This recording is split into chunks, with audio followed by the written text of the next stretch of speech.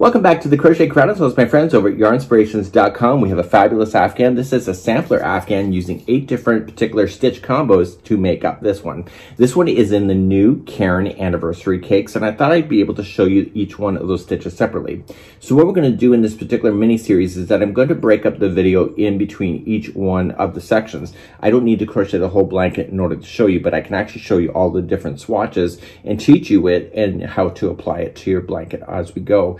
So it's a really neat idea. There is stitching diagrams available to you for each one of them. So there's written words and instructions. So this makes a really great learning opportunity. So what I'm going to do for you is that I'm going to build this particular series up on YouTube, and we're going to get this out, and we're just going to work it in with all the other stuff and give you time to be able to make something really awesome. So if this is up your alley, I'm your host for this mini-series, and it is the Crochet Sampler Blanket. I love samplers. I always learn something new, and I will have advice as we're hitting this thing together.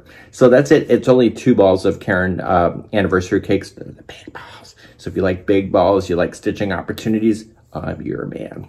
Okay, so let's head on into video number 1.